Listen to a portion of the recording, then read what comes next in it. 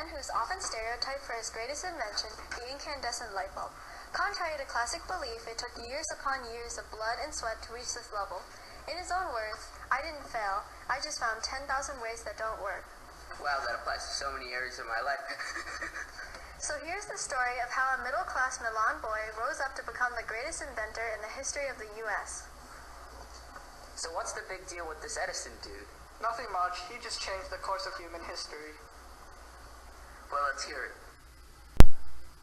Alright, for this story we have to start at the beginning. Thomas Alva Edison was born on February 11th, 1847, as the seventh and the last child of Samuel and Nancy Edison. His family lived in Milan, Ohio, one of the largest wheat shipping and packaging towns in the world at that time. He was born with an abnormally broad forehead, which may or may not have contributed to his exceptional intelligence. Young Thomas was only schooled at Cooper Union for 12 weeks for his inability to focus over a long period of time. He showed mild symptoms of ADHD, which may have been the reason he wasn't able to focus in class. But this didn't stop him from becoming one of the best inventors in history.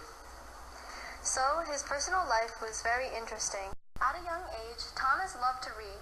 He often tried to learn and understand Newton's style of complex mathematical principles.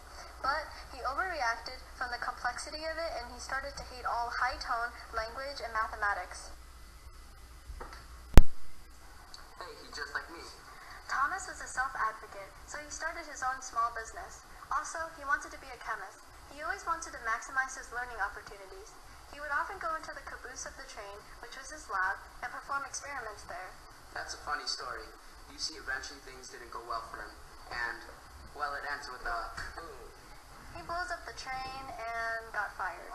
Guess you could say he wasn't very bright. Okay, now into Thomas Edison's works.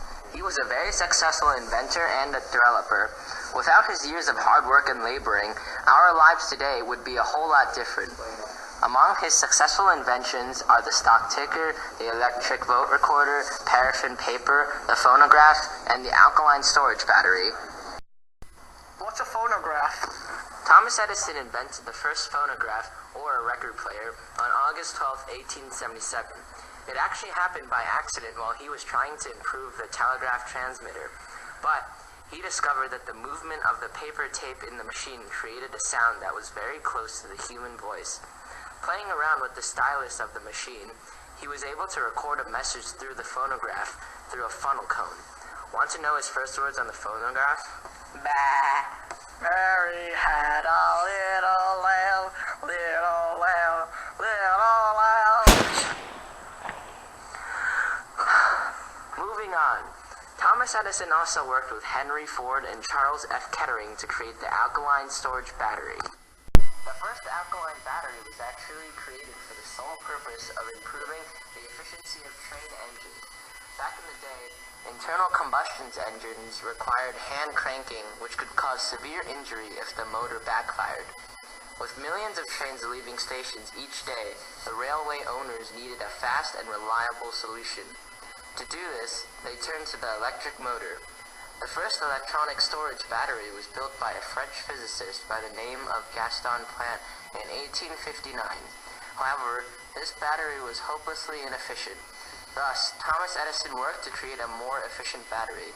He also developed many other products, such as the quadruplex telegraph, first motion picture, and contributed to the development of the photocanister. Despite having many successful inventions, he also created things that are not so good, like the talking doll and the concrete house.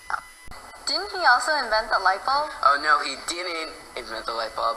He just innovated it. Among his innovations are the light bulb, the telegraph, the carbon telephone, and the Edison Portland cement. Our friend Thomas Edison was unfortunately diagnosed with diabetes. He passed away on October 18, 1931 in West Orange, New Jersey. Today, his laboratory in West Orange is open to the public as a museum to help people grasp Thomas Edison's ideas and his life as an innovator, inventor, and a developer. It's very beautiful over there. I don't know where it is, but I believe it's somewhere, and I hope it's beautiful.